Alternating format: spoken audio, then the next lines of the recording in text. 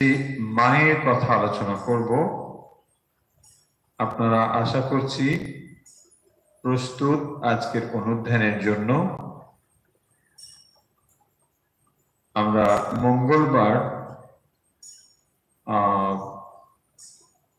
বিবেক চূড়ামণি এবং অন্যান্য সপ্তাহে মায়ের কথা এভাবে আলোচনা করি। তো আজকে আমরা মায়ের কথা আলোচনা করব। মায়ের কথা আমরা দীর্ঘ আলোচনা অরূপানন্দ স্মৃতি কথা সৃষ্টি মায়ের উপরে দীর্ঘ সময় ধরে আমরা করেছি। এখন আমরা সম্প্রতি শুরু করেছি ঈশানানন্দজির মাতৃ প্রসঙ্গ সৃষ্টি মায়ের কথা। তো মায়ের উপরে তিনি যেভাবে স্মৃতিচারণ করেছেন আমরা সেই কথাগুলো পড়ছি। আমরা পাঠ করছি ঈশানানন্দজির মাতৃ প্রসঙ্গে বলে একটি বই রয়েছে, আমরা সেটা কিন্তু পড়ছি না। আমরা পড়ছি যেখানে তিনি মায়ের প্রসঙ্গ করেছেন যে বইটি, সেটি হলো শ্রী মায়ের কথা বলে একটি বই পাওয়া যায়। সেই মায়ের কথা বইটি থেকেই আমরা পাঠ করছি। এটি উদ্বোধন প্রকাশিত যে বই, যেখান থেকেই আমরা অরূপানন্দের স্মৃতি কথা পড়েছিলাম, সেই জায়গা থেকে আমরা এটি পড়ছি। এর আগের দিন আপনারা অরূপানন্দজির আমরা ঈশানানন্দজির স্মৃতি কথা থেকে যে সমস্ত ঘটনা পড়েছি, আজ আমরা ঠিক তার পরবর্তী অংশ থেকে পড়ব। আমরা ঘটনাগুলো পড়বো, আর যেখানে যেখানে বলার বা বিশ্লেষণের দরকার হবে নিশ্চয়ই সেই জিনিসগুলো আমরা আলোচনা করব। স্মৃতিকথা আমাদের সকলেরই শুনতে ভালো লাগে। স্মৃতিকথার পেছনে যে জিনিসটি রয়েছে সেখানে যেমন ঘটনা থাকে, আর সেই ঘটনা স্মৃতিচারণের ভেতর দিয়ে আমরা, যেহেতু সৃষ্টি মাকে কেন্দ্র করে ঘটনাগুলো, ফলে তার এক বিশেষ মাত্রা আমরা নিশ্চয়ই তার ভেতর থেকে খুঁজে পাবো। সেই জন্যে প্রতিটি ঘটনা যখন আমরা স্মরণ করব, তার ভেতর দিয়ে সৃষ্টি মাকেই আমরা স্মরণ করব। মাতৃ প্রসঙ্গে ঈশানানন্দজি তিনি যেভাবে স্মৃতিচারণ করছেন, প্রসঙ্গক্রমে দু একটি ঘটনা মনে পড়িতেছে। প্রসঙ্গক্রমে দু একটি ঘটনা মনে পড়িতেছে। একবার পুজোর সময় মামাদের ছেলে মেয়েদের জন্য কিছু কাপড় কিনিবার ভার মা আমার ওপর দেন। তো ঈশানানন্দজি তিনি লিখছেন যে পুজোর সময় মামাদের ছেলে মেয়েদের জন্য কিছু কাপড় কেনার দায়িত্ব মা তার উপরে দিয়েছিলেন। আমি সব দেশি কাপড় লইয়া যাই। তো তিনি তখন কি করেছিলেন? দেশি কাপড় সব কিনে নিয়ে গিয়েছিলেন। মেয়েরা অধিকাংশই অপছন্দ করিলেন ও তাহাদের নিজেদের পছন্দ মতো ফরমাস করিতে লাগিলেন। আমি উত্তেজিত হইয়া বলিলাম, এসব তো বিলিতি হবে, ও আবার কি আনবো? সৃষ্টি মা এক পাশে বসিয়াছিলেন। তিনি একটু হাসিতে হাসিতে বলিলেন, বাবা, তারাও অর্থাৎ বিলাতের লোক তো আমার ছেলে, আমার সকলকে নিয়ে ঘর করতে হয়, আমার কি এক রোখা হলে চলে? ওরা যেমন যেমন বলছে তাই এনে দাও।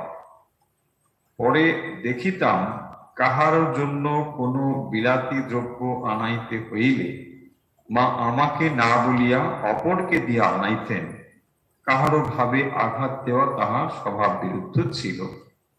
দেখুন, ঘটনাটি খুব ছোট, কিন্তু এর তাৎপর্য অনেক গভীর। গভীর মানে সৃষ্টি মা যে বাস্তবিক বিশ্ব জননী ছিলেন, তিনি যে নিজেকে সর্বদাই সবার জননী, সবার মা এইভাবে ভাবতেন, এটি একটি তার উজ্জ্বল দৃষ্টান্ত। কারণ তখন যে সময়ের কথা এখানে বলা হচ্ছে, সে সময় স্বদেশী জিনিস ব্যবহার করাটাই প্রায় রীতি ছিল। কারণ দেশে উৎপন্ন হচ্ছে যে সমস্ত জিনিস সেগুলোই ব্যবহার করা হবে, আর বিদেশি জিনিস বর্জন করা হবে। ফলে এইরকম যখন একটি অবস্থা চলছিল, সেই সময়েই মা বলেছিলেন মামার ছেলে মেয়েদের জন্য কিছু জামা কাপড় কিনতে। তো তখন তিনি কি করেছেন, জামা কাপড় কিনতে গিয়ে দেশি জামা কাপড় কিনে এনেছেন, যেগুলো ছেলে মেয়েদের তখনকার সময় তাদের ঠিক পছন্দ ছিল না, যে না এগুলো আমরা পছন্দ করছি না। এবং তাতে তিনি বলছেন যে না এগুলো কেন, দেশি জিনিসই নেবে। তিনি একটু রেগে টেগে গিয়েছিলেন। কিন্তু মায়ের উত্তরটি এখানে লক্ষ্য করার মতো। তিনি বলছেন ও সব বিলাতি জিনিস, শেষে মা বলছেন যে বাবা তারাও তো আমার ছেলে, অর্থাৎ বিলেতের যারা ওরাও আমারই ছেলে। ফলে ওদের প্রতি একটা বিরুদ্ধ ভাব তো রয়েছে, সেটি একটা আলাদা দিক, কিন্তু সৃষ্টির মা সেই দৃষ্টিকোণ থেকে সেটা দেখছেন না। রাজনৈতিক আন্দোলন চলছে, বিদেশি জিনিস বর্জন চলছে, এসব তো চলছেই তখন, কিন্তু সৃষ্টির মা দেখছেন যে এই বিশ্বের সকলেরই তিনি মা। ভারতবর্ষ কাকে শত্রু ভাবছে, কাকে মিত্র ভাবছে, কোনো একটি জিনিস তারা বর্জন করবে, গ্রহণ করবে, সেটা একটা আলাদা বিষয়। কিন্তু সৃষ্টি মায়ের হৃদয় সবার জন্য প্রস্তুত। সেই জন্য তিনি বলছেন যে তারাও তো বিলেতে হলেও তারাও তো আমার ছেলে, আর আমার সকলকে নিয়ে ঘর করতে হয়। তার মানে ওরা আলাদা বলে কিছু নয়, ওরাও আমার ছেলে। আবার বলছেন এক রোকা হলে চলে, ওরা যেমন যেমন বলছে তাই এনে দাও। তো ছেলে মেয়েরা যেমন যেমন পছন্দ করছেন, অর্থাৎ বিলেতি জিনিস যেগুলো দেখতে ভাইটা সুন্দর, চাকচিক্য রয়েছে, ফলে ওগুলো নিয়ে আসো। বলছেন হ্যাঁ ওটাই নিয়ে আসো। ছোট্ট ঘটনা, কিন্তু এই ঘটনার ভেতরে মায়ের যে একটি প্রসারিত হৃদয় রয়েছে এটি কিন্তু খুব স্পষ্টভাবে বোঝা যায়। তিনি যে বিশ্ব জননী কেবল মুখে বলেন তা নয়, তিনি এটা কাজেও আমরা তার প্রতিফলন দেখতে পাই। তার মানে সর্বদাই তিনি এইভাবে পূর্ণ হয়ে থাকেন যে তিনি বিশ্ব জননী। এরপরে বেশ কয়েকটি ঘটনা পরপর এখানে উল্লেখ করা হয়েছে, এগুলো খুব ইন্টারেস্টিং ঘটনা। ঈশানন্দজি তার স্মৃতিকথাতে যে ঘটনাগুলো দিয়েছেন এগুলো তিনি এখানে লিখছেন যে জুত বিহার বলে একটি গ্রাম, তো সেই গ্রামে দেবেন বাবুর স্ত্রী আর তার বোন সিন্ধুবালা দেবী, দুজনেই একই নাম সিন্ধুবালা। এখানে করেছে কি না, বাঁকুড়ার পুলিশ তাদেরকে বন্দি করে হাঁটিয়ে হাঁটিয়ে থানায় নিয়ে গেছে। এখন এই খবরটি মা শুনেছে, একজনের নামে আর একজন মানে ভুল করেই নিয়ে গিয়েছে তা হোক, কিন্তু মা এই ঘটনাটি শুনে অত্যন্ত অগ্নিমূর্তি হয়ে গিয়েছিলেন যে থানা থেকে ধরে নিয়ে গেছে, তখন তিনি গর্ভবতী আছেন, আর সেই অবস্থায় একজন মাকে এইভাবে নিয়ে যাওয়াটা অত্যন্ত গরিতকর কাজ হয়েছে। সেই জন্য মা এটি শুনে সেদিন মায়ের অগ্নিময়ী মূর্তি দেখিয়া সকলে স্তম্ভিত হইয়া গিয়াছিলেন। মা এমনিতে অতটা উত্তেজিত হন না, কিন্তু তিনি একেবারে অগ্নিময়ী মূর্তি দেখে সবাই স্তম্ভিত। মা বলছেন বলো কি বলিয়া যেন শিহরিয়া উঠিলেন। তারপর বলছেন এটা কি কোম্পানির আদেশ না পুলিশ সাহেবের কেরামতি? দেখুন মা এই ছোট্ট ঘটনাটিকে কিভাবে তিনি দেখছেন, এটা কি কোম্পানির আদেশ না পুলিশ সাহেবের কেরামতি? নিরপরাধ তিলকের উপর এত অত্যাচার মহারানী ভিক্টোরিয়ার সময় তো কই শুনিনি। তো যখন এরকম অবস্থা ছিল অত্যাচার, সেই সময়টা তো এত ছিল না, অথচ তার পরবর্তী সময়ে এইরকম অত্যাচার যে পুলিশ স্ত্রীকে ধরে নিয়ে যাচ্ছে, তাকে হাঁটিয়ে নিয়ে যাচ্ছেন, তিনি গর্ভবতী রয়েছেন, এই সমস্ত বিষয়গুলো মা শুনে অত্যন্ত অগ্নিমূর্তি হয়ে বলছেন যদি কোম্পানির আদেশ হয় তবে আর বেশি দিন নয়। দেখুন মায়ের একেবারে মানে অগ্নিমূর্তির যে বিস্ফোরণ ঘটছে, বহিঃপ্রকাশ ঘটছে, এ যদি কোম্পানির আদেশ হয় তবে আর বেশি দিন নয়। এমন কোনো ব্যাটা ছেলে কি সেখানে ছিল না যে দু চট দিয়ে মেয়ে দুটোকে ছাড়িয়ে আনতে পারত? মা সাধারণত এ ধরনের মন্তব্য খুব কম জায়গায় করেছেন, কিন্তু এটি একটি এমন জায়গা যেখানে মা চুপ করে থাকতে পারছেন না। ফলে আমাদের বুঝতে হবে যে তিনি স্বয়ং মহামায়া, যেখানে মহামায়াদের মানে ঠিক ভাবে সম্মান রক্ষিত হচ্ছে না, সেই জায়গা কিন্তু মা গর্জে উঠছে। মা একেবারে এমনকি এটাও বলছেন যে সেখানে কি কোনো ব্যাটা ছেলে ছিল না যে দুটো চড় মেরে মেয়ে দুটোকে ছাড়িয়ে আনতে পারে? তো এরকম যদি কেউ করতে পারে তাতেও মা সেটাকে সমর্থন করছে, যেটা কেন করলো না সেই কথা এখানে বলছেন। কিয়ৎক্ষণ পরে যখন তাহাদের ছাড়িয়া দিয়াছে এই সংবাদ শুনিলেন, তখন অনেকটা শান্ত হইয়া বলিলেন, এ খবর যদি না পেতাম তবে আজ ঘুমোতে পারতাম না। মায়ের মন্তব্য লক্ষ্য করুন, বলছেন যদি এটা না শুনতাম কেউ ছেড়ে দিয়েছে ওকে, তাহলে ঘুমোতে পারতেন না মা।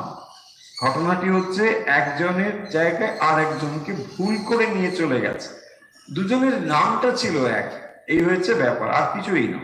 সিন্ধুবালা দেবী, দুজনের নাম ছিল সিন্ধুবালা, আর পুলিশ কর্তৃপক্ষ বাঁকুড়া তারা বন্দি করে হাঁটিয়ে এদেরকে থানায় নিয়ে গেছে। তো সেই ঘটনা মা শুনে অত্যন্ত অগ্নিমূর্তি, বলছেন এটা কি কোম্পানির আদেশ না পুলিশের এরকম কেরামতি, পুলিশ করেছে কিনা। এই অবস্থা মা জেনে মানে সঙ্গে সঙ্গে বলছেন যদি এটা আমি জানতে না পারতাম, তাকে ছেড়ে দিয়েছে। পরবর্তীতে এই খবরটা মা শুনে বলছেন যদি এটা না জানতে পারতাম আমি রাত্রে ঘুমোতেই পারতাম না। দেখুন ঘটনা মানে মাকে কিভাবে নাড়া দিত। সামান্য ঘটনা হলেও মা কিন্তু এগুলো থেকে যে একেবারে কোনো কিছুই দেখছেন না, মা কোনো কিছু কানে তুলছেন না, ব্যাপারটা ঠিক তা নয়। যেখানে প্রতিবাদের প্রয়োজন হয়েছে তখন তিনি কিন্তু নিশ্চয়ই সেটা বলেছেন, তার মতামতটা জানিয়েছেন। তিনি তো এটুকুই করতে পারবেন, আর বেশি কি করতে পারবেন? তিনি এটুকুই, তার ইচ্ছেতেই ব্যাস জগৎ চলছে। তিনি যখন ইচ্ছে করছেন যে না এটা পছন্দ নয়, এটা আমার অপছন্দের, দেখবেন সেটাই ঘটে যাবে, তার ঠিকঠাক ভাবে ওটাই ওই জিনিসটাই ঘটবে। আর সেটাই ঘটেছে, মা একদম পছন্দ করছেন না। এই যে মানে মহামায়া সর্বদাই যে তিনি জীবকে রক্ষা করে চলেছেন, তিনি সশরীরে যখন এসেছেন তার পারিপার্শ্বিক যা যা ঘটে চলেছে সেগুলোকেও যেমন তিনি দেখছেন, আবার যখন তিনি মানে স্বমহিমায় আছেন, স্বস্বরূপে আছেন, তখনও তিনি এই জিনিসগুলোকে দেখে চলেছেন। তো সেই সমস্ত ঘটনাগুলো নিয়ে ঈশানানন্দজি তার স্মৃতিকথা লিখছেন, আমরা সেই স্মৃতিকথাগুলো পড়ছি। দেখুন এই স্মৃতিকথাগুলো পড়ার যুক্তি হচ্ছে এই ঘটনাগুলোকে মনে রাখা। ঘটনাগুলো আমরা যদি আরেকবার একটু করে বলে নিই তাহলে দেখুন খুব ভালো হবে। ছোট ছোট ঘটনা, একটু আগে যে ঘটনাটা পড়লাম সেটা হচ্ছে কি না, মামাদের ছেলে মেয়েদের জন্য ওই পুজোর আগে হয় না জামা কাপড় কিনতে, তো সেরকম ঈশানন্দজির কাছে বলা হয়েছে যে তুমি এদের জন্য এসব কিনে দেবেন। মা নিজেই বলেছে, তো ঠিক আছে। তখনকার দিনে এরকমই যে সবাই জিনিসই পছন্দ করে, স্বদেশী জিনিস পছন্দ করে, আর একটা তখন আন্দোলনও চলছে স্বদেশী জিনিস, বাইরে বিলিতি জিনিস বর্জন এসব নানা রকম ব্যাপার রয়েছে। তো সেই সব কারণে তিনি করেছেন কি না ওই কিছু দেশীয় কাপড় জামা সেগুলো কিনে এনেছেন, কিন্তু মেয়েরা কেউ সেটা পছন্দ করছেন না, বাচ্চারা সেটা কেউ পছন্দ করছেন না। তো তখন তিনি বলছেন, রেগে গিয়েছেন খানিকটা, বলছেন আরে এইগুলি ভালো, এইসব নিতে হবে ইত্যাদি। মা তখন বলছেন না, ওদের যেটা পছন্দ সেটাই কিনে দাও। আরে বিলেতের জিনিস হলে কি হয়েছে, তোমরা বৈরিতা করতে পারো, কিন্তু আমি তো মা, আমার কাছে বিলেত নেই, আমার কাছে দেশ বলে কিছু নেই। তিনি তখন তাকে বললেন মানে যে না ওর জন্য কিনে দাও। আর পরবর্তীতে যখন দরকার হতো কোনো কিছু কিনতে এই ধরনের, তখন তাকে বলতেন না। তাহলে এক দেখুন, মা সব দিকটা ঠিক রাখলেন, এর ভাবটাকেও নষ্ট হতে দিলেন না। কারণ একে যদি আবার পরবর্তী সময়ে এই কাজটি করতে দেওয়া হতো, তিনি এটা মন খুলে করতে পারতেন না। সেই জন্য মা জানেন বলেই ওকে আর সেই কাজটা দেওয়া হলো না, ওর ভাবে আঘাত লাগবে, তাই জন্য অন্য কাউকে দিয়ে মা এই কাজটা করাবেন। আর ওদের যেহেতু পছন্দ ছিল ছেলে মেয়েদের দেশীয় কাপড় নয়, একটু বিলেতি কাপড় তারা পছন্দ করেন, সেই জন্য তাদের পছন্দ মতন তিনি এটা করে দিলেন। আর দ্বিতীয় যে ঘটনাটি তিনি উল্লেখ করেছেন সেটি হলো ইন্দুবালা দেবী। এই ইন্দুবালা দেবী হচ্ছেন জুতবিহার বলে একটি গ্রাম, এবং সেই গ্রামের দেবেন বাবুর স্ত্রী আর ভগিনী, এই দুজনের নাম হচ্ছে সিন্ধুবালা দেবী। তো সেই সিন্ধুবালা দেবী দুজনের যেহেতু নাম, হ্যাঁ দুজনের একই নাম, তো পুলিশ করেছে কি ভুল করে এদেরকে ধরে নিয়ে যাচ্ছে। আর তাদের মধ্যে একজন গর্ভবতী ছিলেন। মা এই ঘটনা পরে শুনেছেন, হ্যাঁ যে এরকম ধরে নিয়ে গেছে, মুক্ত হ্যাঁ ধরে নিয়ে গেছে, হাঁটিয়ে হাঁটিয়ে নিয়ে গেছে। মা একদম ভীষণ রেগে গেছে, রেগে বলছে আরে ভিক্টোরিয়া আমলেও তো এরকম হয়নি। মানে এত অত্যাচার যে একজন মহিলা, তিনি মানে গর্ভবতী মা, তাকে এভাবে নিয়ে যাচ্ছেন, এটা তো মানে অত্যন্ত করিতকর। সেইটি মা খুব রেগে গেছে, একেবারে অগ্নিমূর্তি বলছেন দুটো বেটা ছেলে কেউ ছিল না, দুটো চট কষিয়ে ছাড়িয়ে আনবে। দেখুন মা কিভাবে এটাকে করছে। তারপরে মা শুনলেন যে মানে ছেড়ে দিয়েছিল। বলছেন এই কথা যদি না শুনতে পেতাম তাহলে আমি ঘুমোতে পারতাম। মানে মা ওইটা সবসময় মানে চিন্তা করত, এটা মাকে বিচলিত করত। দেখুন মহামায়া সামান্য কিছুতে বিচলিত হন না। মাকে আমরা এত স্থির ধীর দেখতে পাচ্ছি, কোন অবস্থাতেই মা অস্থির হচ্ছেন না, বিচলিত হচ্ছেন। কিন্তু এইগুলো হচ্ছে বিশেষ ক্ষেত্র যেখানে মহামায়া স্বয়ং বিচলিত হচ্ছেন। তাহলে যে জিনিসগুলো মা একেবারেই অপছন্দ করেন, সেই জিনিসগুলো করে কিন্তু মহামায়াকে খুশি করা যাবে না। এবং সঙ্গে সঙ্গে এই মন্তব্যটাও আমরা পড়বো, তিনি এটাও বলছেন এ যদি কোম্পানির আদেশ হয় তবে আর বেশি দিন নয়। আমরা দেখুন এই কথার ভেতরে ভবিষ্যতের জন্য একটি কথাও মা বলে দিচ্ছেন, যদি এটা কোম্পানির আদেশ হয় তাহলে কিন্তু কোম্পানির দিন শেষ, আর বেশি দিন সময় লাগবে না ওদের বন্ধ করতে। এই স্পষ্ট উক্তি আমরা এখানে দেখছি। ঘটনাগুলো আপনারা সকলেই জানেন, তবুও সেগুলো আমরা স্মৃতিচারণ যখন করছি তখন সেগুলো আমরা নিশ্চয়ই একটু একটু করে আবার স্মৃতিচারণ করব। আর একবার মা কল্পনায় আছেন, সেই সময় একদিন পূজনীয় শরৎ মহারাজ রাসবিহারী মহারাজকে কতগুলি আম সঙ্গে দিয়ে মায়ের কাছে পাঠিয়েছেন। তিনি পৌঁছিবার পর একটু পরে প্রবোধবাবু মাকে প্রণাম করিতে আসিয়াছেন। কুশল প্রশ্নাদির পর মা জিজ্ঞাসা করিলেন, হ্যাঁ গো, যুদ্ধের কি খবর? কি লোক ক্ষয়টাই না হলো, কি মানুষ মারা কলই না বার করেছে, আজকাল কত রকম যন্ত্রপাতি, টেলিগ্রাম ইত্যাদি। এই দেখো না, রাসবিহারী কাল কলকাতা থেকে রওনা হয়ে আজ এখানে পৌঁছে গেল। আমরা তখন কত হেঁটে কত কষ্ট করে দক্ষিণেশ্বরে গেছি। প্রবোধবাবু একটু উৎসাহিত হইয়া পাশ্চাত্য শিক্ষা ও বিজ্ঞানের প্রশংসা করিয়া বলিলেন, ইংরেজ সরকার আমাদের দেশের অনেক সুখ স্বাচ্ছন্দ্য বাড়িয়েছে। মা সব কথায় সায় দিতে দিতে শেষে বলিলেন, কিন্তু বাবা ওই সব সুবিধে হলেও আমাদের দেশে অন্ন বস্ত্রের অভাব বড়ই বেড়েছে, আগে এত অন্ন কষ্ট ছিল।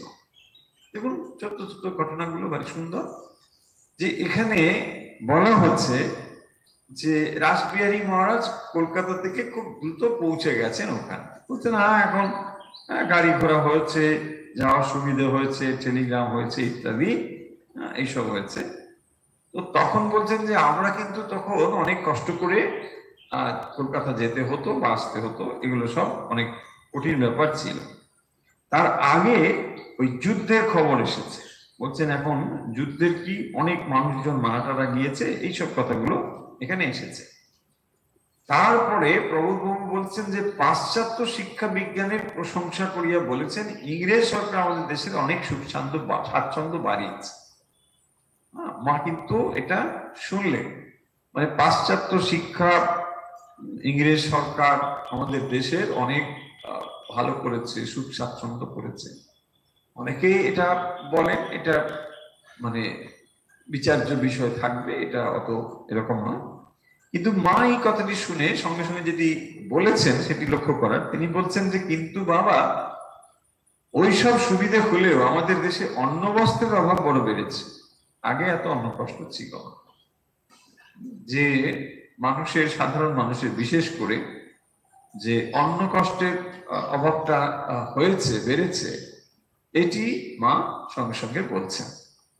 যে ইংরেজ আমাদের দেশে এসে অনেক সুখ স্বাচ্ছন্দ্য বেড়েছে, ঠিক অনেক সুখ স্বাচ্ছন্দ্য বেড়েছে।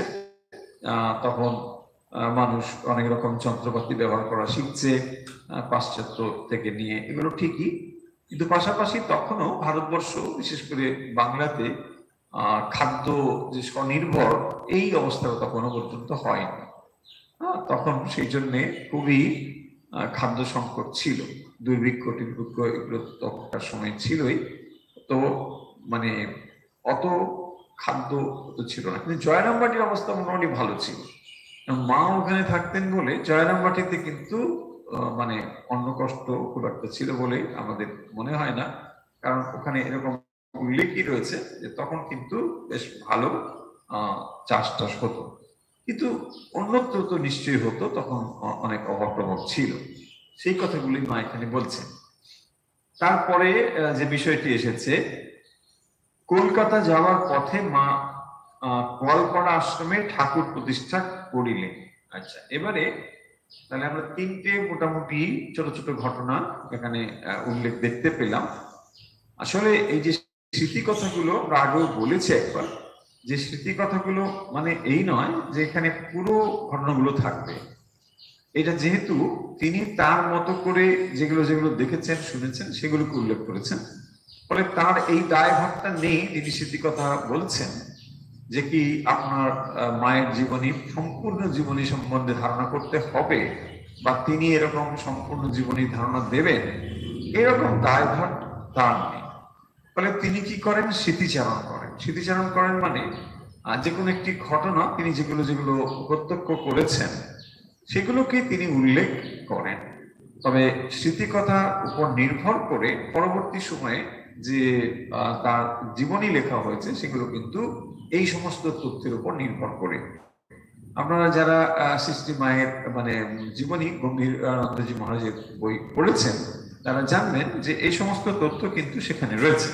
সেই তথ্যগুলো এখান থেকেই নেওয়া, এটা কিন্তু তোর আগে বই, ফলে সেখান থেকে নিয়ে ওইটি করা হয়েছে। এই স্মৃতিকথাগুলো সেখানে কাজে লেগেছে, মহারাজ এগুলোকে সুন্দর সুন্দর করে নির্দিষ্ট জায়গাতে ব্যবহার করেছেন। কলকাতা যাওয়ার পথে মা গোয়ালপাড়া আশ্রমে ঠাকুর প্রতিষ্ঠা করিলেন।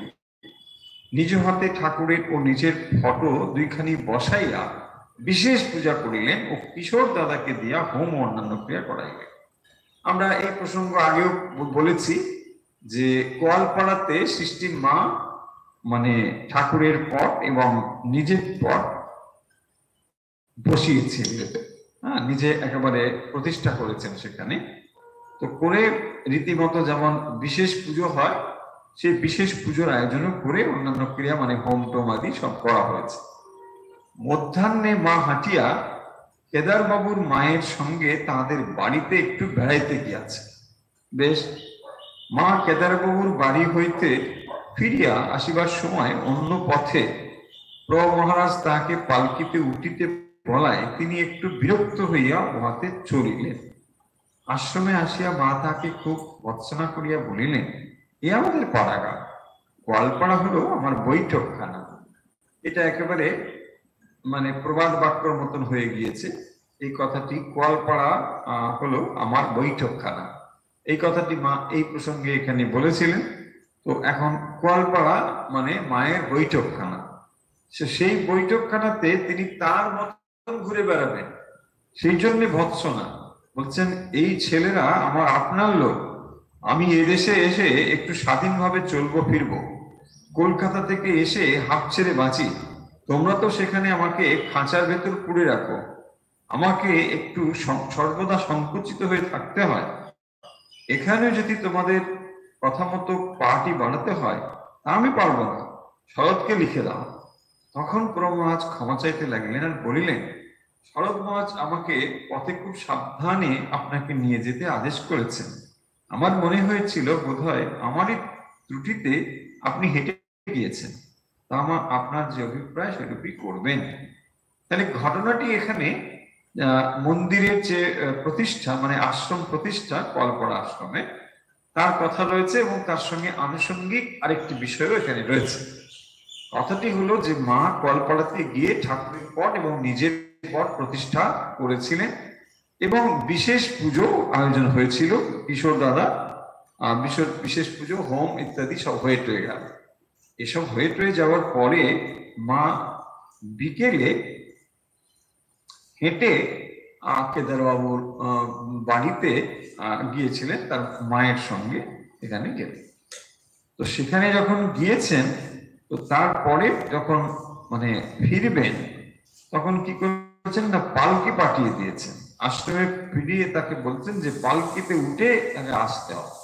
তো এই বিষয়ে তিনি বলছেন যে এখানে এইসব এত কিছু করার দরকার নেই, এটা আমার নিজের জায়গা, গোয়ালপাড়া হলো আমার বৈঠকখানা, তো মায়ের বৈঠকখানা হলো গোয়ালপাড়া, বলে এখানে আর তোমাদের মতো ওই রকম নিয়ম কানুন করে আমাকে বেঁধে রেখো না। আর কলকাতায় গেলে কি হয় না, তোমাদের ওই ঘেরাটোপের মধ্যে থাকতে থাকতে হ্যাঁ আমার ওসব ভালো লাগে, বলে এখানে এইসব তোমরা করো না। তো তখন যিনি এটি করেছেন তো তিনি বলছেন যে মা শরৎ মহারাজ আমাকে এই দায়িত্ব দিয়েছিলেন, তো আমি ভেবেছিলাম যে এটাতেই তোমার সুবিধে হবে, তোমার যদি মনে হয় যে এতে তোমার অসুবিধে হচ্ছে তাহলে দরকার নেই, তুমি যেটাই মনে করো সেটাই করবে, আমাকে ক্ষমা করে। এই ঘটনা তাহলে আমরা বুঝতে পারছি ছোট্ট ছোট্ট ঘটনা, যে যেখানে এগুলোর খুব বিস্তারিত ব্যাখ্যার কিছু নেই, আপনারা ঘটনাগুলো শুনলেই বুঝতে পারবেন। শুধু ঘটনাগুলো হচ্ছে গোয়ালপাড়া আশ্রমে মন্দির প্রতিষ্ঠা বা আশ্রম প্রতিষ্ঠার জন্য সৃষ্টি মা যেখানে স্বয়ং ঠাকুরকে বসিয়েছিলেন, নিজের পট পুজো হয়েছিল, তো সেই পুজো টুজো বিশেষ পুজো হোম টোম ইত্যাদি হয়ে যাওয়ার পরে মা গিয়েছেন পাশে একটু কেদার বাবুর বাড়িতে, মায়ের ডেকেছেন চলো ওখানে যা, গিয়েছেন এরকম। তো এখানে এরা করেছে কি না, পালকি টালকি নিয়ে মাকে আবার নিয়ে যাচ্ছেন, করছিলেন, এই জিনিসটি মা অতটা পছন্দ করছিলেন, যে এখানে আমি এসেছি যখন আমার মতন থাকবো, আর যখন কলকাতায় যাই তখন মানে একটা ঘেরাটাপের মধ্যে থাকতে হয়, সেটা আমার অত পছন্দ না, এইভাবে মা বলেছেন। আর যেটি বলেছেন সেটি হলো গোয়ালপাড়া হলো আমার বৈঠকখানা। প্রভু মহারাজের কথা মতো ঠিক হইল সন্ধ্যা 6টার পূর্বে আমাদের খাবার আমরা প্রস্তুত করিয়া সঙ্গে দেব। আচ্ছা, তো কথা যেমন হয়েছে সেই অনুযায়ী তিনি করবেন, কিন্তু অনেক চেষ্টা করেও আমরা সময় মতো শেষ করতে পারিতেছি না দেখিয়া তিনি রাগ করতে লাগছে, কেন তাকে দায়িত্ব দিয়েছি তুমি মাকে এইসব করে টোরে ঠিকঠাক মতো নিয়ে আসবে। তো সে যখন মানে মহারাজ যখন ওইসব দায়িত্ব দেখছেন করছেন তখন একটু বিরক্ত হচ্ছেন, টাইমে হচ্ছে না, সব ঠিকঠাক মতন হচ্ছে না, সময় মতন হচ্ছে না, এখন দেরি হয়ে যাচ্ছে। এই জন্য রাজেন দাদা বলিলেন, বেশ আপনার সময় মতো এদের নিয়ে আপনি রওনা হন, আমরা খাবার তৈরি করে যতদূর হোক মাথায় করে আপনাদের পৌঁছে দিয়ে আসবো। মা এইসব শুনতে পাইয়া বলিলেন, তুমি মাথা গরম করে এত রাগারাগি করছো কেন, এ আমাদের পাড়াগাঁ, কলকাতার মতো এখানে কি সব ঘড়ির কাঁটা দিতে হয়ে ওঠে? দেখছো সকাল থেকে ছেলেরা কি খাটাই খাচ্ছে, তুমি যাই বলো না কেন এখান থেকে না খেয়ে যাওয়া হবে না। তো ওরা ভাবছে রওনা করে দাও, ঠিকঠাক সময় খাবার দাবার গুলো পরে পাঠিয়ে টাঠিয়ে দেওয়া হবে ইত্যাদি। বলছে না ওইসব হবে না, আমাকে পেয়ে দিয়ে যাবো, তুমি এত রাগারাগি করো না, আর এত বিরক্ত হলো না। তুমি যাই বলো না কেন এখান থেকে না খেয়ে যাওয়া হবে না। শেষে রাত্রি 8টা আন্দাজ আহারাদি করিয়া 8খানি গরুর গাড়িতে সকলে বিষ্ণুপুর অভিমুখে যাত্রা করিলেন। ওখান থেকে বিষ্ণুপুরে মানে যাচ্ছে। রাত 8টার সময় খেয়ে দিয়ে গরু গাড়িতে করে সেই ঘটনা এখানে ঘটনা ছোট ছোট ঘটনা আমরা আগেই বললাম, কিন্তু এইভাবে মাকে আমরা নানা মানে অবস্থার মধ্যে দেখতে পাচ্ছি। এই ঘটনাগুলো এটাই হচ্ছে মজা বা আনন্দের, যে যেখানে মাকে আমরা বিভিন্ন পরিবেশের মধ্যে পাচ্ছি এবং তার রিয়াকশন গুলোও জানতে পাচ্ছি, যে মা ওখানে গিয়ে কিরকম কিরকম থাকছেন। আবার এখানে দেখুন সব যখন চলে টাইমে চলে, সবকিছু চলছে এখানে, কিন্তু ওখানে বলছে না ওসব টাইমে টাইমে তো তোমাদের মতন রাখো, এখানে ঠিক আছে সব খেয়ে দিয়ে 8টার সময় যাচ্ছেন, গিয়ে মা ঠিক মতন ওখানে বিষ্ণুপুরে আবার চলে গেল।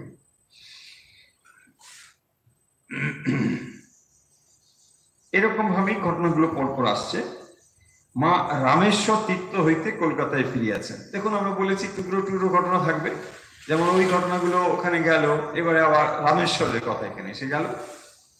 রামেশ্বর তীর্থ থেকে কলকাতায় ফিরিয়াছেন। আমরা 3 জন উদ্বোধনের বাড়িতে তাকে দর্শন করতে উপরে গেছি। আমরা প্রণাম করিয়া বসিলে গোয়ালপাড় আশ্রমে জয়রামবাটি সকলের কুশল জিজ্ঞাসার পর মা কেদারবাবুকে বলিলেন, তুমি আসবে শুনে তোমাদের আশ্রমের জন্য 2খানি রামেশ্বরের ফটো রেখেছি।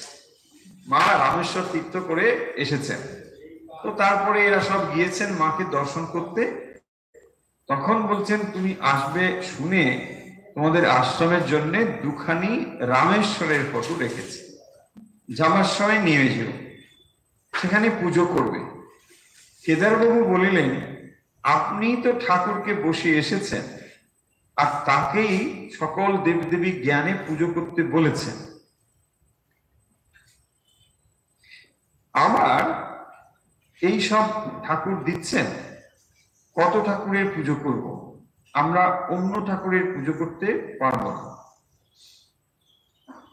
এখানে লক্ষ্য করুন যে তীর্থ করে এসেছেন মা, আর রামেশ্বর তীর্থ থেকে ফিরে তিনি 2টো রামেশ্বরের ছবি মানে দিতে চেয়েছেন। তখন তিনি বলছেন যে কথাটি, যে আপনি ঠাকুরকে বসিয়ে এসেছেন আর তাকেই সমস্ত দেবদেবী জ্ঞানে পুজো করতে বলেছেন। ফলে এখন যে দেখবেন আমরা শ্রীরামকৃষ্ণ প্রণাম মন্ত্রে বা শ্রীরামকৃষ্ণ পুষ্পাঞ্জলিতে যে মন্ত্রটি আমরা বলি, সর্বদেব দেবী স্বরূপায় শ্রীরামকৃষ্ণায়, এইটি কারো কারো হয়তো মনে হতে পারে যে কেউ পরবর্তী সময়ে হয়তো এভাবে এটাকে কম্পোজ করেছেন বা লিখেছেন, কিন্তু ব্যাপারটা ঠিক তা নয়। সৃষ্টির মাই এই কথাগুলো উল্লেখ করেছে, যে ঠাকুরকে সর্বদেবদেবীর স্বরূপ বলে যে পুজো করা হয়, এখানে মায়ের সমর্থন রয়েছে, এটি স্বয়ং মাই এই কথা বলেছেন। এবং এখানে তিনি বলছেন যে তাকেই সমস্ত দেবদেবী জ্ঞানে পুজো করতে বলেছেন। তখন আবার তুমি এই ক্ষুদ্র ছবি দিচ্ছ, এটা আমি কি করব? তখন মা কি বলছেন, আচ্ছা ওইগুলো ভালো করে বাঁধিয়ে ঠাকুর ঘরে টাঙিয়ে, তাহলে পুজো করার দরকার নেই, টাঙিয়ে। কেদারবাবু জিজ্ঞাসা করলেন, রামেশ্বর প্রভৃতি কেমন দেখলেন? আচ্ছা, এরপরে অন্য কথা। তাহলে এই কথাটা এখানে এই হলো যে তিনি রামেশ্বর দর্শন করে 2টো রামেশ্বরের ছবি নিয়েছিলেন, আর সেই 2টো ছবি দিয়ে বললেন যে এটা নিয়ে যাও, পুজো টুজো করবে। তখন বলছেন যে গোয়ালপাড়াতে তো তুমি ছাপ বসে এসেছো, আর সেই ছবি তো ঠাকুরই হচ্ছেন সর্বদেবদেবী স্বরূপ, এই কথা বলেছেন। তো তখন বলছেন যে ঠিক আছে, তাহলে এটা মানে এমনি করে রেখে দাও, ভালো করে বাঁধিয়ে রেখে দাও, পুজো করবার আর ওরকম দরকার রেখে দাও। তো 2টোর মধ্যে অনেকে ভক্তরাও কনফিউজড হন, অনেক সময় প্রশ্নও করেন যে তীর্থ যখন যায় বা কেউ যখন তীর্থ করে আসেন, অনেকে ছবি নিয়ে আসেন, অনেকে হয়তো কোনো বাংলিঙ্গ টিঙ্গ এইসব নিয়ে আসেন, সেগুলো আমরা কি করব? এই এই মায়ের উপদেশটি ফলো করলে হয়ে যাবে। মা কি করছেন দেখুন, মা বলছেন যে এটাকে বাদ দিয়ে অন্য কোথাও রাখো। তার মানে ঠাকুর ঘরে আর রাখার দরকার নেই, অন্য কোথাও রাখো। মানে ঠাকুরের সিংহাসনে না রাখলেই হলো। ঠাকুরের সিংহাসনে আপনি যা রেখেছেন ওটাই যথেষ্ট, তাকে আর বাড়িয়ে এটা বিরাট কিছু করবার দরকার নেই।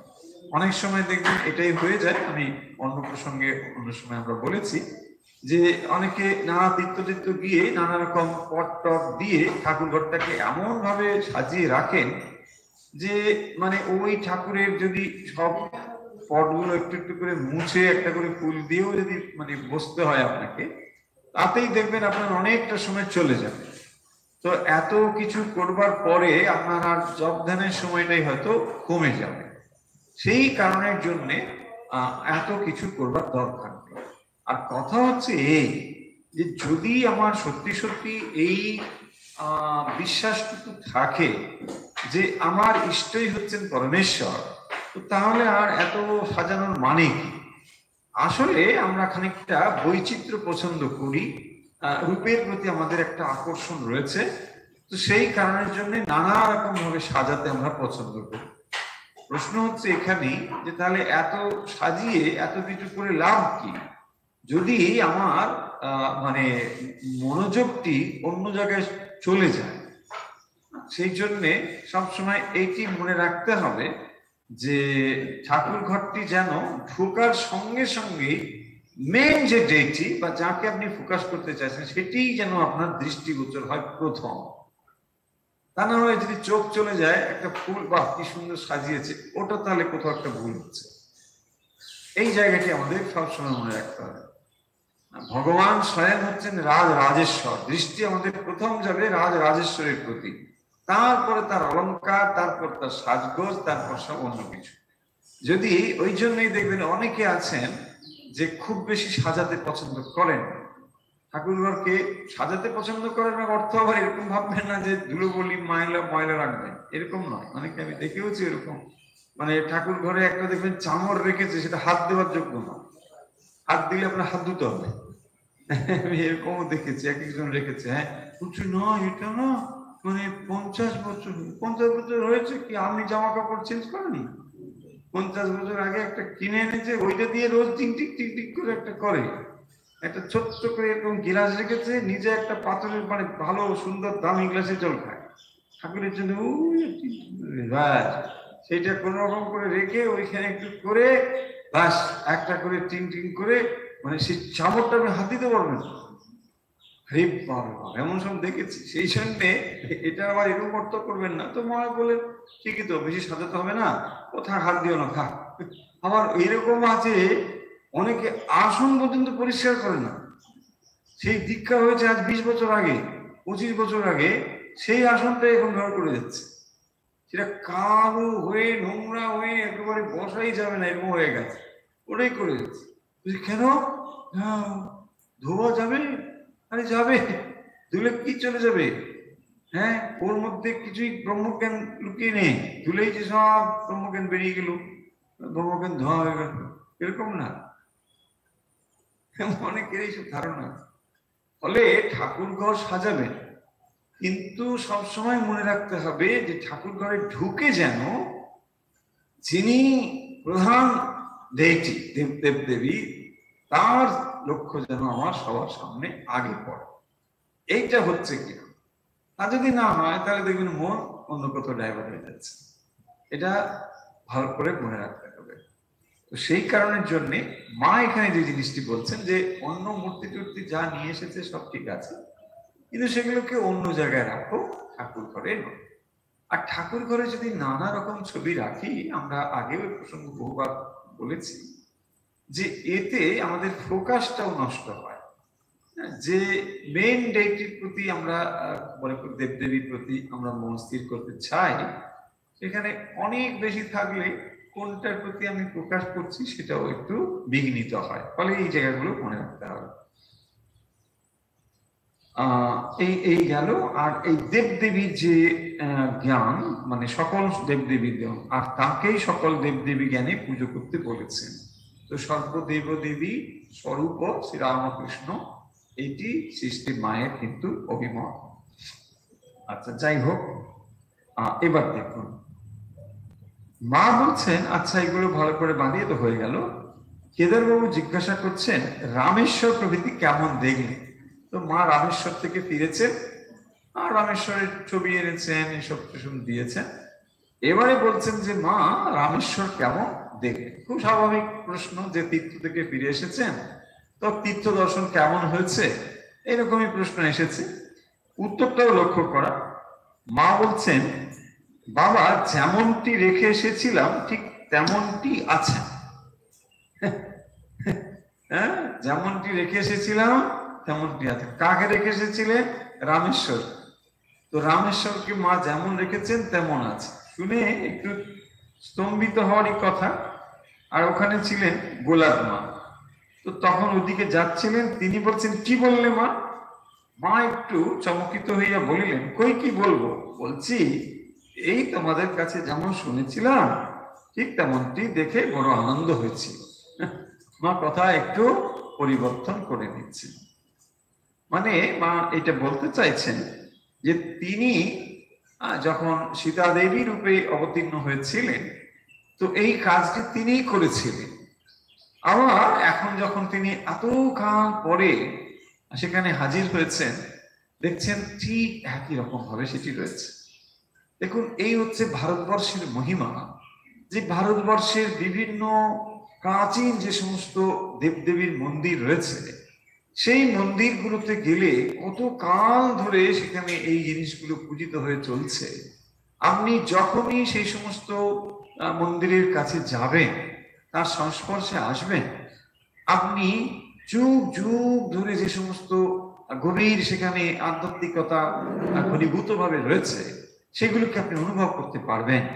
সেই সীতা দেবী যখন কোন যুগে রামচন্দ্রের সময় এসেছিলেন, তখন তিনি এই রামেশ্বর তীর্থে যে সমস্ত কাহিনী আপনারা সব জানেন, সেইটি মা বলে ফেলেছেন। মানে মা অত যে চিন্তা করে বলেছেন অত না, একেবারে স্বতঃপ্রণোদিত ভাবেই কথাটি বলে ফেলেছেন। কিন্তু সেইটিকে ধরে ফেলেছেন গোলাপ মা। বলছেন মা তুমি কি বললে, এটা তো একটা কি বললে, সাংঘাতিক কথা। বলছে যেমনটি রেখেছিলাম তেমনটি আছে, এই কথাটা একটু অন্যরকম। সেই জন্য মা কথাটাকে একটু ঘুরিয়ে নিচ্ছেন। দেখুন, এই মায়ের হচ্ছে এইরকম, সবসময় তাকে এইভাবেই চলতে হয়। অর্থাৎ তাকে একটা আড়াল সবসময় তৈরি করতে হয়। যে স্বরূপটি তার রয়েছে, সে স্বরূপটি হলো কি না, তিনি বৈকুণ্ঠের লক্ষ্মী। তো এই বৈকুণ্ঠের লক্ষ্মী স্বয়ং ভগবতী, তিনি যখন মানুষের জন্য এসেছেন, সর্বদা তাকে একটা আড়াল দিতে হয়, মানে তার স্বরূপটাকে যেন ঢেকে ফেলতে হয়। এবং সেই জন্যে তিনি সন্তানের কাছে তার ওই যে স্বরূপ, এটিকে কিছুতেই বর্ণনা করতে চান না। সেই জন্য তিনি চান যে না, যে কথাটা বলে ফেললাম ওটাকে তিনি আবার একটু অন্যভাবে বলে দিচ্ছেন এইভাবে যে না না, তা কেন হবে, আমি যেমন যেমন তোমাদের থেকে শুনেছিলাম, তো তেমনটা দেখে বড় আনন্দ হলো, এই কথাটা বলছি। গোলাপ মা বলছেন না মা, আমি সব শুনেছি, এখন আর কথা ফেরালে হবে কি, এমন তো কেদার। এই কথা বলতে বলতে তিনি সেখান থেকে চলে গেলেন। যোগেন মা প্রভৃতিকে সব বলতে লাগলেন। যোগেন মা সবাইকে বললো দেখো মা একটা কথা বলে ফেলেছেন। হ্যাঁ, মা মানে অসতর্ক ভাবে একটা কথা বলে ফেলেছেন। কি কথা বলে ফেলেছেন? এই কথার ভেতর দিয়ে মা তার স্বরূপকেও প্রকাশিত করে ফেলেছেন। তো তিনি যে রামচন্দ্রের সময় সীতা দেবী রূপে অবতীর্ণ হয়েছিলেন, এই কথার ভেতরে সেটিও কিন্তু হলো। রামেশ্বর দর্শন করতে গিয়েছেন, রামেশ্বর দর্শন করে মা ফিরেছেন। রামেশ্বর তীর্থ কিরকম মা দর্শন করেছেন, এইটি জানতে চেয়েছেন। তাতে মা বলছেন না, যেমনটি রেখেছিলাম তেমনটি আছে। মানে যেমনটি রেখে এসেছিলাম তেমনটি আছেন, মানে সবাই একটু যোগের মা বিশেষ করে, গোলাপ মা বিশেষ করে কথাটি তুলে ধরলেন। তখনই মা কথাটাকে ঘুরিয়ে দিচ্ছেন, কিন্তু বলছেন দেখো কেদার, মা তার স্বরূপটা কিন্তু এখানে বলে ফেলেছেন। মা নিজের সম্বন্ধে যেখানে যেখানে বলেছেন খুব ইঙ্গিতপূর্ণ ভাবে, তার মধ্যে এটি একটি জায়গা। হ্যাঁ, যেখানে মায়ের স্বরূপ সম্বন্ধে আমরা বুঝতে পারি যে রামেশ্বর দর্শনের পরে ফিরে এসে মা বলছেন যেমনটি রেখেছিলাম তেমনটি হয়েছে। কত কাল চলে গিয়েছে, কত সময় চলে গিয়েছে, হাজার হাজার বছর অতিবাহিত হয়ে গিয়েছে, কত কত সময় চলে গেছে, সব শেষ হয়ে গেছে। কিন্তু ভারতবর্ষের দেখুন বিভিন্ন প্রান্তে যে সমস্ত প্রাচীন মন্দিরগুলো রয়েছে, এই প্রাচীন মন্দিরগুলোই ভারতবর্ষের ঘনীভূত আধ্যাত্মিকতাকে এখনো বহন করে চলেছে। মানুষ যখন এরকম বিশাল বিশাল মন্দিরের সামনে এসে হাজির হয়, তখন হাজার হাজার বছরের যে পুরনো জিনিসগুলোকে যেন চোখের সামনে দেখতে পায়। এবং সেই জন্যই ভারতবর্ষের প্রতিটি প্রান্তে এখনো পর্যন্ত দেখবেন এই ঐতিহ্যগুলো, বহু মূল্যবান ঐতিহ্য, এগুলোকে মানে শ্রদ্ধার সঙ্গে রক্ষা করা হচ্ছে। ভারতবর্ষে এই হলো বৈশিষ্ট্য। ভারতবর্ষের মানুষ, স্বামীজি কত কত বলছেন যে ভারতবর্ষের মানুষ ধর্মকে ছাড়া বাঁচবে না, ধর্ম ওদের একেবারে রক্তের সঙ্গে যুক্ত হয়ে আছে। ভারতবর্ষের উন্নয়ন যতই হোক, যত ভারতবর্ষের উন্নতি হোক, ধর্মকে বাদ দিয়ে ভারতবর্ষ ভাবতেই পারবে না। কারণ ভারতবর্ষের মানুষের ভেতরেই, রক্তের ভেতরেই ধর্ম আছে। সে মুখে যেমনই বলুক আর যাই বলুক, আমি বিশ্বাস করি না, হেনা তেনা, এইসব মানুষ বলে অনেক, কিন্তু তার ভেতরে, রক্তের ভেতরেই রয়েছে। যে মুখে বলে আমি ধর্ম টর্ম মানি না, দেখবেন তার ভেতরে একটা বিশ্বাস আছে। সেও যখন কখন বিপদে পড়ে দেখবেন ওই রকম একটা কিছু কোথাও না কোথাও একটা মাথা কিছু নত করে, করতেই হবে। হ্যাঁ, এটা রয়েছে। এবং সেই জন্য দেখবেন স্বামীজি, বিশেষ করে আমরা স্বামীজির কথা যখন বলেছি তখন আপনাদের নিশ্চয়ই মনে থাকবে যে ভারতবর্ষের ভবিষ্যৎ, ভারতবর্ষ যদি উন্নতির কথা আমরা ভাবি, ধর্মকে বাদ দিয়ে যেন এটা আমরা না ভাবি। এখানেই আমাদের কোথাও কোথাও ভুল হয়ে যায়। আমাদের রাষ্ট্রনেতা তারা সবসময় এই জিনিসটিকে নিয়ে ভাবেন বলে আমাদের তো মনে হয় না। আর এটা না ভাবলে পরে ভারতবর্ষের যে প্রকৃত উন্নতি তা কিন্তু কোনোদিন সম্ভব হবে না। সেটা স্বামীজি মানে একদম দৃঢ় কণ্ঠে বলে গিয়েছেন। ভারতবর্ষের উন্নতি করতে গেলে ধর্মের উপর ভিত্তি করেন, কারণ ভারতবর্ষের ভিত্তি হচ্ছে ধর্ম। সেই জন্য দেখবেন স্বামীজি ভারী সুন্দর একটি উপমা ব্যবহার করেছেন। বলছেন যে গঙ্গা যে গঙ্গোত্রী থেকে প্রবাহিত হয়ে নদীতে মানে সমুদ্রে এসে মিলেছে, বলছেন যদি এটাকে বিপরীতমুখী করা যায় কোনোদিন, একেবারে মোহনা থেকে আমরা নিয়ে উৎস মুখে গঙ্গাকে নিয়ে যাব, বলছেন বিজ্ঞান যদি কোনোভাবে এটাকে করতে কখনো পারে, অসম্ভব যদি সম্ভব হয়, তবুও বলছে ভারতবর্ষের মানুষের মন থেকে ধর্মকে মুছে ফেলতে পারবে না। স্বামীজির উক্তি এটা। হ্যাঁ, স্বামীজির উক্তি। এমনকি দেখুন ভারতবর্ষের মানুষ খারাপ কাজ করছে, চুরি করছে, সেখানেও ধর্মকে রেখেছে। হ্যাঁ, আগেকার দিনে দেখবেন ডাকাতে কালী নাম ছিল, এখন কোথাও কোথাও থাকবে। ডাকাতে কালী ডাকাতি করতে যাচ্ছে, কাজটা মোটেই ভালো কাজ নয়, তবুও সেখানে ধর্মকে ধরে রাখবে। এত বিশ্বাস যে কালী ঠাকুরের পুজো করে যদি যায় তাহলে মা আমায় রক্ষা করবে। দেখুন মা তো সবারই মা, ডাকাতেরও মা। তো মা এখন বিপদে পড়ে, ঠিক আছে কি করা যায়? হ্যাঁ, গৃহস্থকে বলে সামনে থাকো, চোরকে বলে বাবা ঠিকঠাক করে যাও। দেখো মা তো উভয়েরই আছেন, তাই না? তাকে কি করবে? ও তো পুজো টুজো দিয়ে গেছে, মা দেখিস আমার ছানাপোনা সব খাবে, কি করা যাবে? হ্যাঁ, এই হচ্ছে মহামায়া, সব দিকে তাকে দৃষ্টি লক্ষ্য রাখতে হয়। রামেশ্বর তীর্থের পরে মা বলছেন যে আহা, ওই রামেশ্বরের কথা হচ্ছে, রামেশ্বর তীর্থ যখন দর্শনে মা গিয়েছেন, আহা শশী আমাকে সোনার 108টি বেলপাতা দিয়ে রামেশ্বরের পুজো করালো। মা যখন রামেশ্বর তীর্থ গিয়েছিলেন, আপনারা জানেন যে তখন এটা বিস্তারিতভাবে বর্ণনা মায়ের জীবনীতে রয়েছে। তো মা নিজের মুখে এই কথাগুলো বলছেন। শশী মানে রামকৃষ্ণানন্দজি, যিনি ম্যাড্রাসে ছিলেন, চেন্নাই মঠে। আমাকে সোনার 108টি বেলপাতা দিয়ে রামেশ্বরের পুজো করালে। রামনদের রাজা আমি এখানে এসেছি শুনে তার দেওয়ানকে হুকুম দিলেন মন্দিরের রত্নাগার খুলে আমাকে দেখা। তো সেখানে খবর গিয়েছে স্বামী বিবেকানন্দের গুরুপত্নী, ফলে এটা বিরাট সম্মানের জায়গা। আর স্বামীজি অলরেডি ওখানে মানে খুবই সম্মান সম্মান জায়গায় রয়েছেন। তো তখন তারা কি করেছেন না, মাকে বিশেষভাবে দর্শন কিভাবে হবে এসব করেছেন। দর্শন পুজো টুজো হয়ে যাওয়ার পরে সেখানে রত্নাগার খুলে দেওয়া হয়েছে। বলছেন না, বিশেষ অতিথি যখন এসেছেন তো ঠিক আছে, মাকে রাজকোষ রত্নাগার সেটি দেখানো হবে। ভালো, তো মাকে খুলে দেখানো হবে, আর যদি কোনো জিনিস পছন্দ হয় মাকে সেটা উপহার হিসেবে দেবে। রামনাথ রাজা এই বলে রত্নাগারটি খুলে দিয়েছে।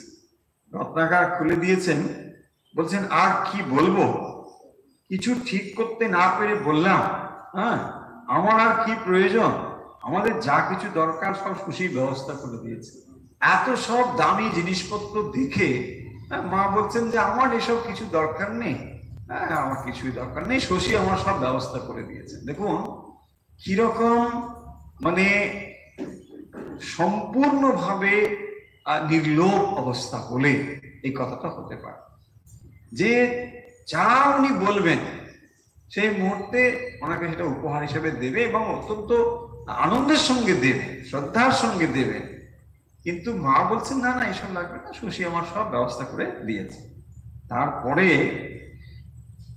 আবার তারা ক্ষুণ্ণ হবে ভেবে, আচ্ছা রাধুর যদি কিছু দরকার হয় নেবে ক্ষণ। বলছে না ঠিক আছে, আমার তো কিছু লাগবে না, সঙ্গে রাধু আছে, দেখা যাক ও যদি কিছু নেয় নেবে, কারণ নাহলে কিছুই না নিলে পরে ওরা একটু মনক্ষুণ্ণ হতে পারে। রাধুকে বললাম দেখ তোর যদি কিছু দরকার হয় নিতে পারিস। তারপর যখন হীরা জহরতের জিনিস সব দেখছি তখন কেবলই আমার বুক দূর দূর করছে। তো রাধুকে বলেছে রাধু তুমি দেখো, আর রাধু এখন যদি কিছু বলে ফেলে এটা চাই ওটা চাই সেটা চাই বলতেও পারে, তখন একটু সম্মানের ব্যাপার আছে, সেই জায়গাটির জন্যে মায়ের বুক দূর দূর করছে। ঠাকুরের কাছে আকুল হয়ে প্রার্থনা করছি, ঠাকুর রাধুর যেন কোনো বাসনা না জাগে। মহামায়া দেখুন কিভাবে কোন দিকে সর্বদা অ্যালার্ট আছেন, রক্ষা করছেন।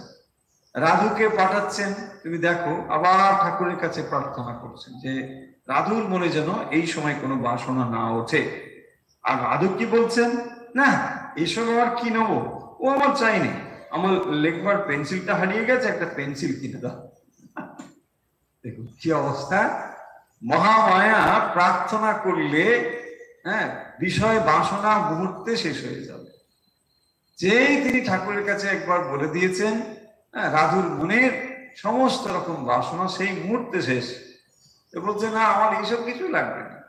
অথচ দেখুন ওই হিরে জহরত ওখানে কত দামি দামি সব জিনিস, রাধুর এগুলোর প্রতি তো লোভ ছিল। এগুলো তো তিনি পরবর্তী সময় আমরা যখন দেখবো যে এগুলো নিয়ে তো সব হয়েছে, অনেক কাণ্ড আছে, কিন্তু এই জিনিসগুলো তখন তার মনে একেবারে উঠলো না। বলছে না আমার একটা পেন্সিল হারিয়ে গেছে, সামান্য একটা জিনিস, তুচ্ছ একটা জিনিস, সেটাই তখন তার মনে উঠলো। আমি একথা শুনে হাঁপ ছেড়ে বাইরে এসে রাস্তায় দোকান থেকে 2 পয়সার একটা পেন্সিল কিনে দিলাম। দেখুন তাহলে মহামায়া তার কৃপাতে বাসনা সম্পূর্ণভাবে চলে গেল। তাহলে এখানে রামেশ্বরের ঘটনাটি আমরা আরেকবার রিক্যাপ করে নিই, যে ছোট্ট ছোট্ট যে কাহিনীগুলো এখানে উল্লেখ করেছেন স্মৃতিকার মানে সুন্দরভাবে রামেশ্বরের কথা বলেছেন। মা তখন রামেশ্বর থেকে ফিরেছেন, আর ঈশানানন্দজি আরো 2 জন তারা মিলে গিয়েছেন মাকে দর্শন করতে, মানে এসেছেন এখানে। তো যখন দর্শন করেছেন মা তখন দর্শন করে বলছেন যে ঠিক আছে রামেশ্বর থেকে ফিরে এলাম, রামেশ্বরের 2টো পট নিয়ে এসেছি, তোমরা নিয়ে যাও, একটা পুজো টুজো করবে রাখবে। তখনই বলছেন কলপাড়া থেকে এসেছেন, ফলে কলপাড়াতে মা অলরেডি ঠাকুরের ছবি আর নিজের ছবি বসিয়ে পুজো টুজো করেছেন, প্রতিষ্ঠা করে এসেছেন যে এখানে নিত্য পুজো টুজো হবে। তখন মা যখন বললেন যে না এটা দুটো পুজো করবে এগুলো নিয়ে যাও, তখন বলছেন যে না এই মা তুমি তো বলেছিলে ঠাকুরই সর্বদেব দেবী স্বরূপ, আমার এই ছবি টবি ওখানে রেখে পুজো করবো। তখন ঠিক আছে তাহলে কাজ করো, ভালো করে বাঁধিয়ে ওটাকে রেখে দেবে, পুজো করতে হবে না, এটা বললেন। তো এর দ্বারা আমরা এটা বুঝলাম যে নানা রকম ছবি দিয়ে মানে ঠাকুর ঘরটাকে যেন আমরা ভরিয়ে না ফেলি, তাতে কি হবে অনেক অসুবিধা হতে পারে। হ্যাঁ, অনেকে এটা খুব প্র্যাকটিক্যাল একটা জিনিস। প্র্যাকটিক্যাল কেন? অনেকে দেখবেন তীর্থ নানা জায়গায় যায়, সেখান থেকে পট কত কত কিছু নিয়ে টিয়ে এসে সব ওই ঠাকুরের সিংহাসনে দিয়ে দেয়। তাতে একটা হয় যে ঠাকুর ঘরের ভেতরে আপনি ওইগুলোকে গোছাতে সাজাতে, আবার ফুল দেওয়ারও একটা ইচ্ছে থাকে, ওখানে একটু করে ফুল দিই, তাতেও খানিকটা সময় চলে যায়। আর সব থেকে সমস্যা হবে যখন বয়সটা অনেকটা বেড়ে যায়, তখন না এগুলোকে ফেলতে পারে, না এগুলোকে রক্ষা করতে পারে। তো একটা ছোট্ট টিপস আপনাদের এই মুহূর্তে মনে পড়ছে বলে জানিয়ে দিই, সেটা হচ্ছে শরৎ মহাজার একটা টিপস আছে। শরৎ মহাজার টিপসটা হচ্ছে বাগবাজারে, মানে ওইখানকারই ঘটনা। তো ওখানে ওইরকম মহারাজও খুব সৎ প্রকৃতির ছিলেন, শরৎ মহারাজ শারদানন্দজি। পাড়ার মানে বাগবাজারের ওই কাছাকাছি সমস্ত দেখবেন বিধবা মহিলা, বুড়ি টুড়ি মায়েরা যারা সব ছিলেন, মহারাজের কাছে এসে কথা বলে খুবই মানে তারা হৃদয়টা জোড়াতেন। হ্যাঁ, মহারাজের খুব শান্ত ভাবে এগুলো শুনতেন টুনতেন এইসব। তারা করতেন কি, কোথাও কে তীর্থে যাবে, একটা হয়তো শালগ্রাম ছিল বা কিছু রেখে গেছে, একটা পাথর ছিল, সব রেখে গেছে, মহারাজের কাছে সব জমা দিয়ে যেতেন। কেউ হয়তো পরে মারাই গিয়েছে আর নিয়ে যায়নি, মহারাজ কি করবেন, ওগুলোকে সব নিয়ে গিয়ে ঠাকুর ঘরে মানে রেখে দিতেন। ঠাকুর ঘরে আবার এখন এরকম হয়, অনেকে দেখবে আমি শুনেছি যে কোথাও তীর্থে গেলে এটা কারো কাছে রেখে যায়, মানে তুমি এটা সেবা করো, এতদিন পরে এসে নেবে, এরকমও হতো। মানে ওখানে শরৎ মহারাজের কাছে দিয়ে যেতেন, তিনি ওগুলোকে ওই পুজোর জায়গায় রেখে দিতেন, পুজো হবে। পরবর্তী সময়ে অনেক এরকম যখন জমে গেল, ব্রহ্মচারী পুজো করতে গিয়ে মানে খুবই মুশকিল, একটা করে ফুল দিতে গেলেও তো অনেক হবে না, ওখানে একটা সময় যাচ্ছে। মহারাজের টিপসটা যেটা বলবো সেটা হচ্ছে, মহারাজ কি করলেন, ছোট্ট একটা টিনের কৌটোর মধ্যে সবগুলোকে আস্তে আস্তে করে মানে ঢুকিয়ে দিলেন, দিয়ে বন্ধ করে বলছেন এইখানে একটা ফুল সবার জন্য দিয়ে। হ্যাঁ, বুঝলেন, নাহলে এত একটা করে দিতে গেলে অনেকটা সময় হয়ে যাবে। তো সেই জিনিসটি মানে বয়স বেড়ে গেলে না, তখন ইচ্ছেটাও থাকে একটা করে দিয়ে, এতদিন ধরে দিয়েছি এইটা, সেই জন্য এটা না বাড়ানো ভালো। আমরা এই ইনসিডেন্ট থেকে অন্তত সেটা বেশ ভালোভাবে জানতে পারি। আর যেটা বলা সেটা হচ্ছে সর্বদেব দেবী শ্রীরামকৃষ্ণ। এবং এখন আমরা শ্রীরামকৃষ্ণের পুষ্পাঞ্জলি যখন দিই এই কথাটা বলি যে শ্রীরামকৃষ্ণ হচ্ছেন সর্বদেব দেবীর স্বরূপ। এই যে সর্বদেব দেবীর স্বরূপ, এই কথাটি মানে আমরা অনেক সময় ভাবতে পারি যে মন্ত্র যিনি করেছেন, লিখেছেন, তিনি হয়তো বোধহয় এটাকে একটা নিজের মতন করে লিখেছেন, মোটেই তা না। এটা কিন্তু সৃষ্টি মায়ের অ্যাপ্রুভ করা মন্ত্র। দেখুন এখানে তার ভাবটা আপনি বুঝতে পারছেন। আর তারপরে যে জিনিসটি রয়েছে ওই রামেশ্বর সম্বন্ধে বলছেন যে মা রামেশ্বরে কিরকম তুমি দেখলে টেগলে কি ইত্যাদি বলছেন, বাবা যেমন রেখেছিলাম হ্যাঁ সেরকমই আছে দেখছি।